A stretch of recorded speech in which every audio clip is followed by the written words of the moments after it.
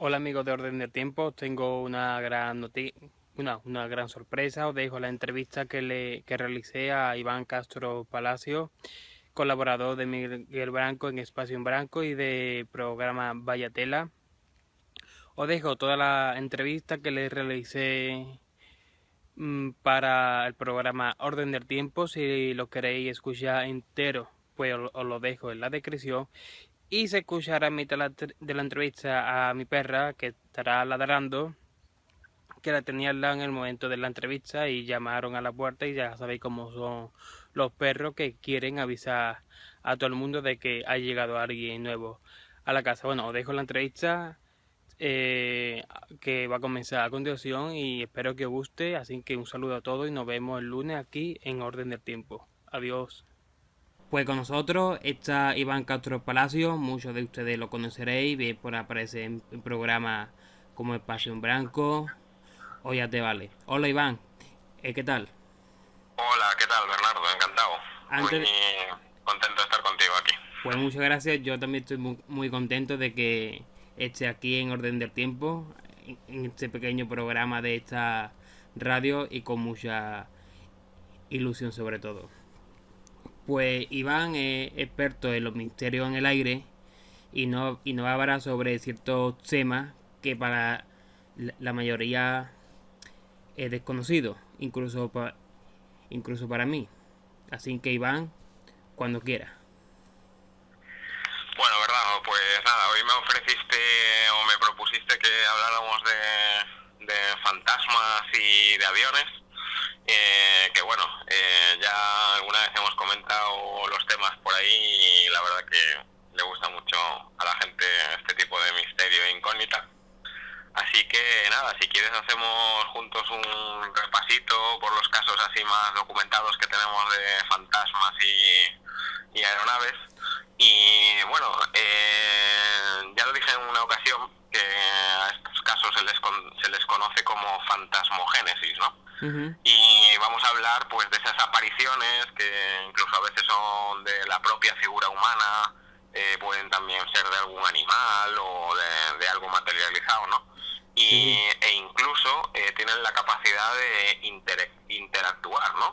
Con nosotros, con Uh-huh. este plano donde nosotros vivimos, y bueno, es a lo que se le llama, ese fenómeno se le conoce como fantasmogénesis, ¿no?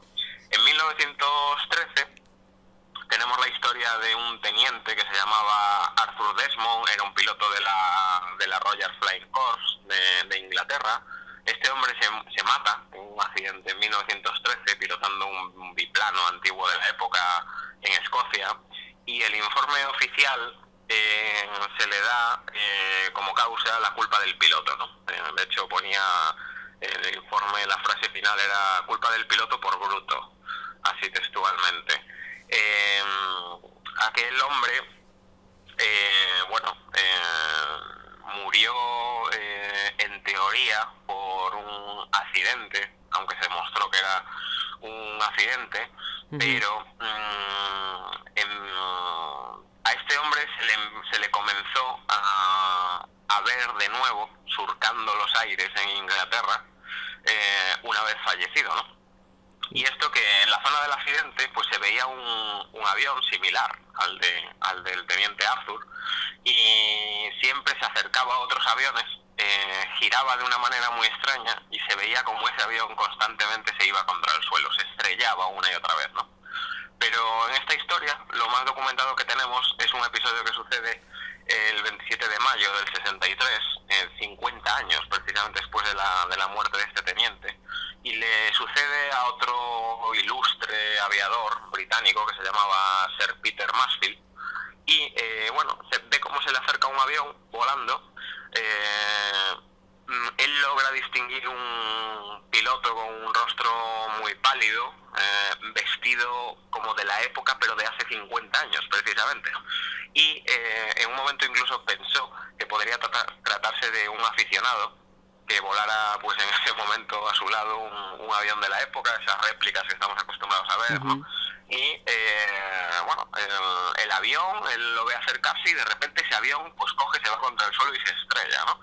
Entonces Mansfield aterriza para pedir ayuda, y cuando llega llega a la zona donde cae, que es una especie de, bueno, pues un campo de golf que había cercano allí a la zona donde se solían ver las apariciones, el avión y el piloto precisamente habían desaparecido. O sea, no había ni un solo rastro de accidente aéreo, ¿no? Entonces, bueno, se hiló la historia de tal forma que se daban cuenta de que era el avión de Arthur Desmond, que se había estrellado una vez más, y se volvió a reabrir el caso. Entonces comienzan a investigar sobre aquella ya investigación hecha que había habido pues hacía 50 años cuando se había matado a este piloto, y se abre el expediente, se comienza a ver otra vez las causas, etcétera.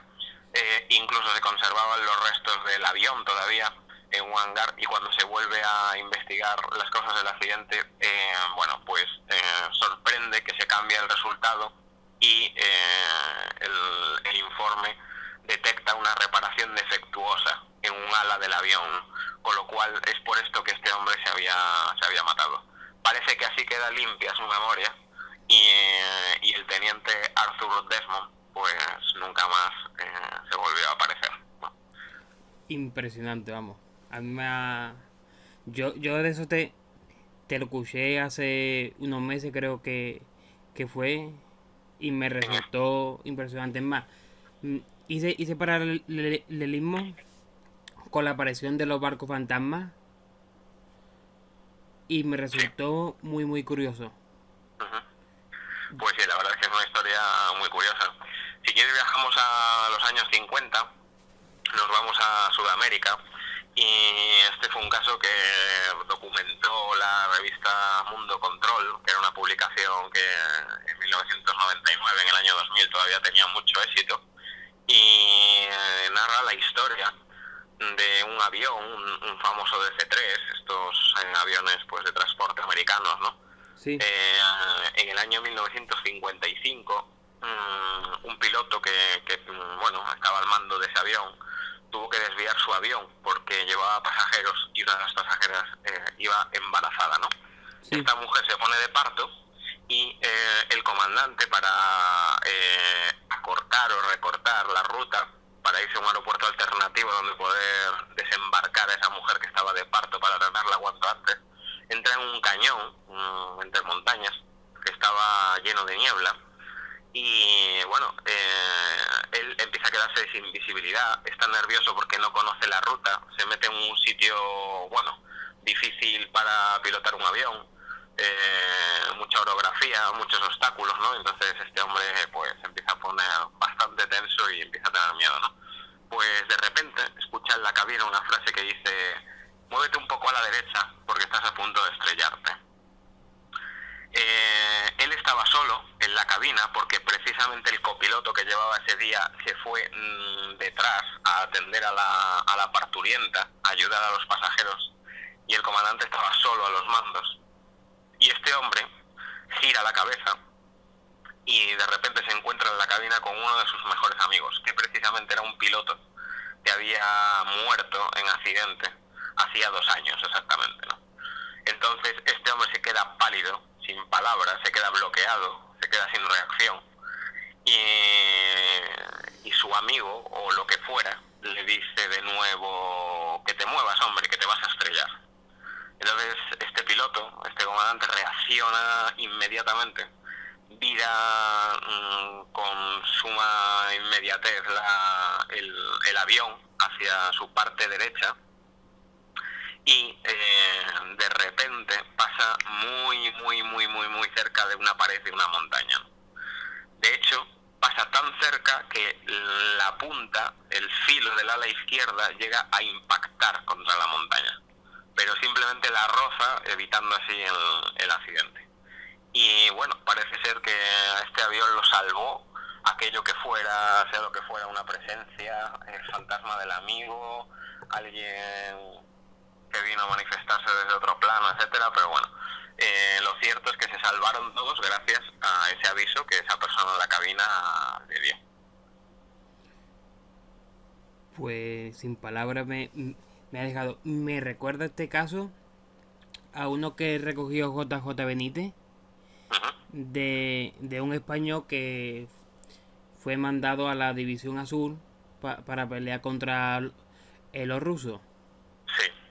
Y se le apareció un compañero que había fallecido porque estaba este hombre muy mal herido y se había metido en una tormenta de nieve.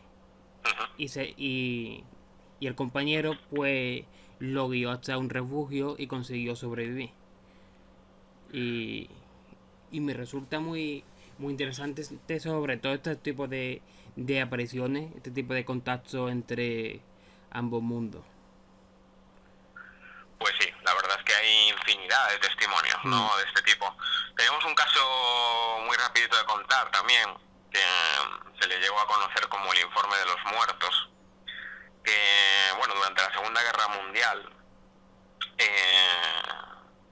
este fue el caso de 3 pilotos de un famoso avión, un bombardero, era un Douglas DB-7 de la clase Boston. Y bueno, a finales de la Segunda Guerra Mundial, este avión tuvo una misión de bombardeo sobre las defensas alemanas, ¿no? Sí. Y regresa con sus 3 pilotos a bordo a la base, bueno, con esos pilotos un poco con cara de terror, ¿no?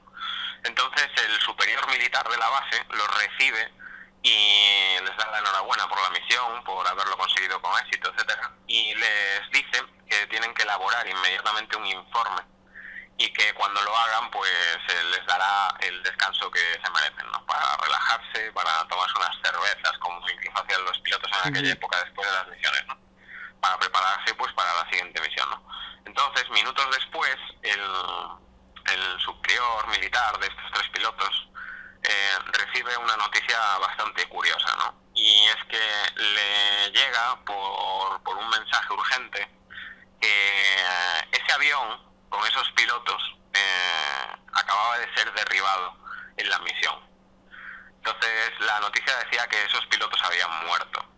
Entonces fue un caso bastante interesante porque además aquí se trata la evidencia física de esa manifestación de esas 3 personas que se manifiestan no como personas, sino casi como almas en pena, ¿no? Incluso después de haber fallecido. Pero lo cierto es que esas 3 personas, esos 3 pilotos, escriben el informe y ese informe tenía una descripción súper detallada de cómo llegaron a morir en la misión. Entonces, a día de hoy ese caso, que todavía es un auténtico misterio y el informe existe, pues bueno, nos hace una pregunta, nos deja una pregunta en el aire, ¿no? ¿Cómo es posible que ellos hubieran llegado, hubieran estado en la base, hubieran hablado con el superior militar y hubieran muerto durante la batalla y luego lo hubieran contado? Entonces, perdón, es bastante poco, bueno, es muy enigmático el caso, sí, ¿no? sí. La única explicación es que pudieran ser 3 impostores que luego pues fueron en lugar de esos pilotos. La única explicación pues plausible, ¿no? Pero sin embargo esa hipótesis es absurda, ¿no? Porque en el informe dejan escrito exactamente dónde fueron abatidos, cómo fueron derribados, los objetivos que consiguieron y los que no, y plasmaron con detalle todo lo que les pasó durante aquella misión. Sin embargo, eran los propios fantasmas de los pilotos los que hicieron ese informe, pero nunca fueron los pilotos en realidad, ¿no? ¿Y dónde se encuentra el informe? Bueno, el informe está bajo llave en las autoridades de aviación civil en el Reino Unido, las autoridades militares, ¿no? Pero bueno, en su día sí se filtró la historia y bueno, el original se supone que lo tienen las Fuerzas Armadas, pero bueno, como todo, ¿no? Que de aquella manera podemos consultarlo hasta cierto punto. Pues sí, pues ojalá que algún día saquen el caso, como ahora que están desclasificando archivo OVNI el Reino Unido, pues ojalá que algún día desclasifiquen ese informe. Exactamente. Luego tenemos un caso muy famoso, el matrimonio que se aparecía y desaparecía en vuelo, era el famoso matrimonio de los Potter. Esta historia sucede en 1968 y bueno, esto sucede a bordo de un avión que se llama, de la compañía que se llamaba Purdue, era otro DC-3 también. Y bueno, este avión hacía la ruta de Illinois a Dallas y está esperando la plataforma a que embarquen los pasajeros y de repente ven corriendo un matrimonio sin equipaje, ¿no? El avión estaba listo para cerrar las puertas y no podían cerrarlas hasta que llegaran los pasajeros y de repente aparecen los dos que faltan, el matrimonio que os dije, pero sin embargo esa gente pues traía una cara pues muy ojerosa, una piel muy pálida, un color muy mortecino, ¿no? Entonces, bueno, los tripulantes pensaron que esa gente, como venía corriendo y venía que con la lengua de fuera, que no llegaba a coger el vuelo, pues que su estado, su apariencia era debido a eso, ¿no? A que venían sofocados, ¿no? Uh-huh. El avión despega y, bueno, a mitad de camino, el hombre del matrimonio, que era el señor Harold Potter, se levanta del asiento, va al lavabo y la mujer, Carrie se llamaba, la señora Potter, la acompaña detrás y bueno, se meten en el lavabo y la verdad es que el avión aterriza, toma tierra en Dallas, pero sin embargo nunca más ellos vuelven a aparecer. Ellos se meten en el baño y allí desaparecen. El avión toma tierra, desembarca todo el mundo y sin embargo ellos no desembarcan. Por más que se les buscó, el avión aterriza con 2 personas menos. Con lo cual es una insólita desaparición. A bordo de un avión totalmente inexplicable, se rastreó el avión de arriba abajo, fue descartado por completo que se cayeran por alguna trampilla, uh-huh, etcétera, ¿no? Sí. Entonces causó bastante impresión este caso, sobre todo en los Estados Unidos. Esto quedó registrado en los informes oficiales de la Autoridad Americana de Aviación Civil y de la investigación, ¿no? Y bueno, 6 años después, en 1974, a bordo de un avión de la Lufthansa, este avión pues despega con destino a Frankfurt,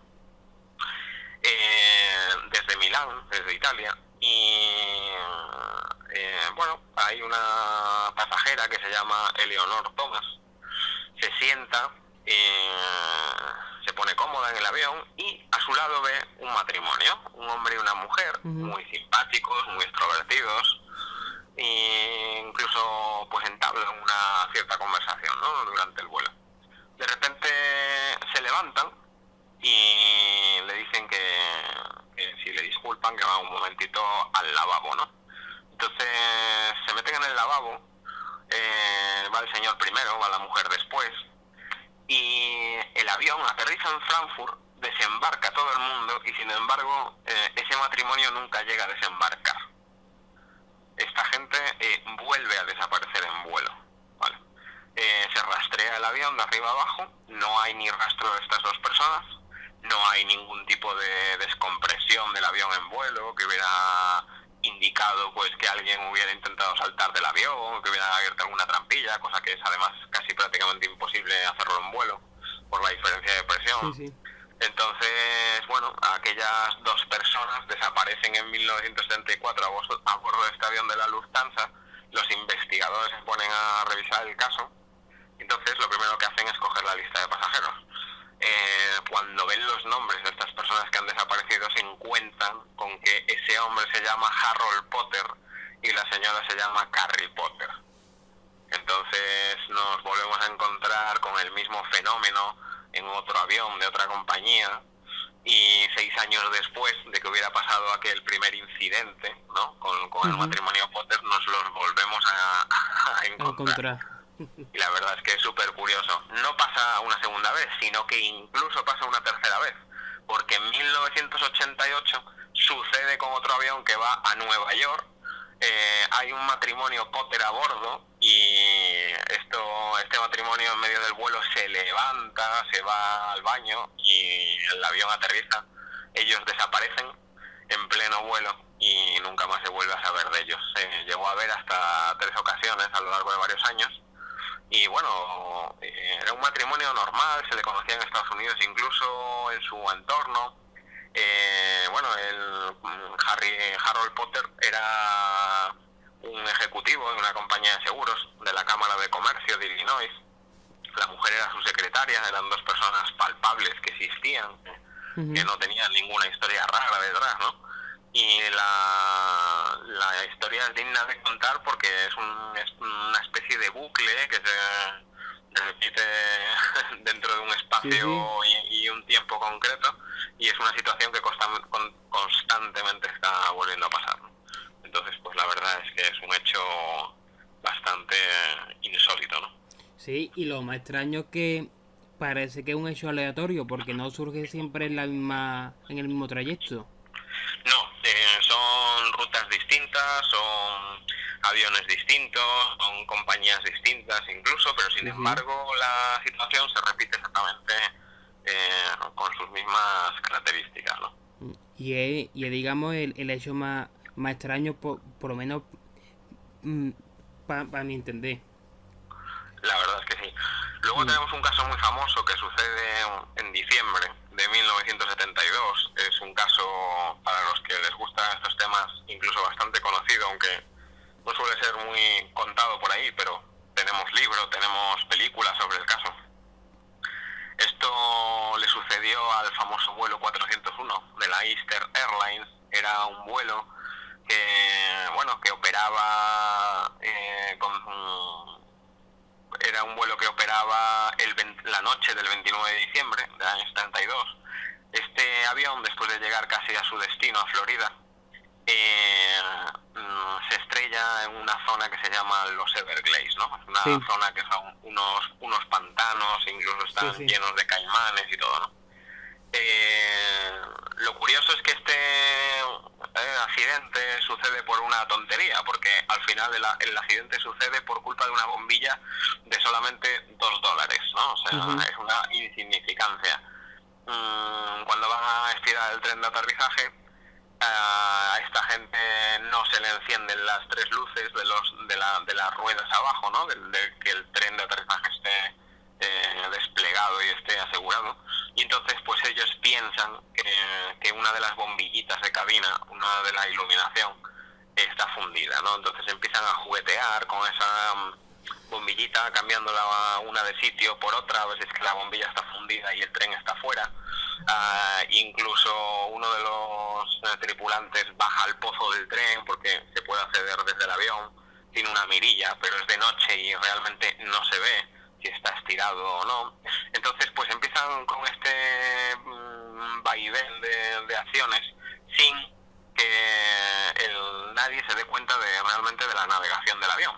Entonces el comandante, sin querer, toca durante un espacio de tiempo los mandos del avión, se apoya en ellos y eso hace que se desconecte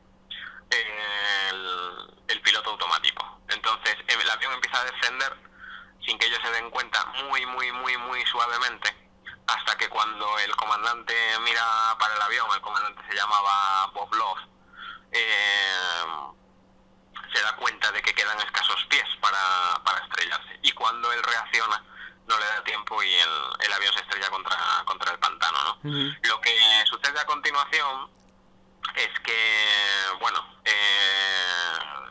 dos de esos tres pilotos, en concreto Bob Love, que era el capitán, y Don Repo, que era el ingeniero, se comienzan a aparecer en los mismos aviones de la misma línea aérea en la misma ruta, que era Nueva York-Miami. Entonces, esto es muy curioso porque incluso hay un episodio en marzo de 1973 que, de repente está embarcando la gente y una de las azafatas ve a un piloto sentado en primera clase con el uniforme de la compañía, etcétera, y le pregunta que por favor que le dé su nombre y sus datos para decírselo al comandante que pilotaba aquel avión, ¿no? Es común que cualquier piloto que quiera viajar en su línea pues se presente allí, lo lleven sin problema de vuelta a casa o lo que sea, pero tiene que dar sus datos, su número de licencia, etcétera. Este hombre no se movía, no le dijo nada a la azafata, ni siquiera la miró, y al ver que no le hacía ni caso, la azafata fue a quejarse al comandante el comandante salió y se dio cuenta de que aquel era Boblov, que era el piloto que se había matado de aquel vuelo del 401 de la Easter, y delante de ellos completamente se desmaterializa. Esa presencia se diluye y desaparece delante de todos los pasajeros que estaban allí y delante del comandante y de la azafata. Se ve incluso algún tipo de presencia en otros vuelos encima del ala del avión, pero siempre era relacionado con el mismo modelo de avión que se había estrellado, ¿no?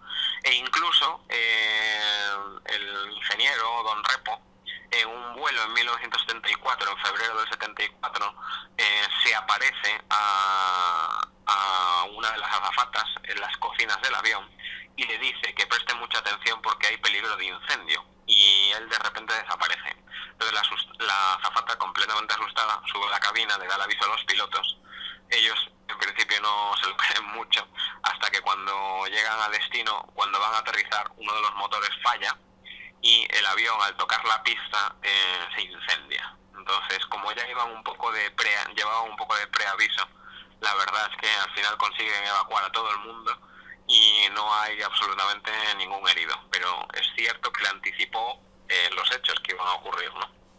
Y la característica se daba porque se aparecía en los mismos aviones, porque casi todos llevaban piezas de repuesto de ese avión que se había estrellado en Florida. El avión estaba nuevo, había muchas piezas que se podían aprovechar, y las piezas que se fueron poniendo de ese avión accidentado a los demás, pues sufrían siempre algún tipo de aparición, la verdad. Sí, y es una historia bastante curiosa. Como si se hubieran impregnado de la tragedia. Exactamente, algún tipo de energía residual, ¿no? Que pues te pudiera quedar de ese accidente, y bueno, de alguna forma pues se manifestaba. Pues sí, la compañía tardó en admitirlo, pero al final admitió que era verdad, que los hechos ocurrían, y como os digo, existe una película que todo el mundo puede ver, que pueden buscar por internet también, o en las videotecas. Existe el libro y está muy bien documentado este caso. Pues muchísimas gracias, Iván, por tu tiempo. A vosotros. Y dedicarnos este pequeño espacio. De verdad, a mí me han encantado los acontecimientos estos, y vamos, y sobre todo lo del matrimonio Porte, es que no... Ahí sí que me ha roto a mí mi lógica. Y ahí sí que está el misterio. Pues nada, encantado de contaros estas historias, la verdad que son súper enigmáticas, y pues nada, seguiremos recabando información sobre otros casos, y nada, cuando queráis pues volvemos a comentar alguna historia más. Pues cuando guste, Iván, que aquí siempre tendrás las puertas abiertas. Muchísimas gracias, pues a vuestra disposición siempre, Bernardo. Pues muchas gracias. Un fuerte abrazo. Igualmente. Hasta luego, Iván. Hasta luego. A ver, esto... sí.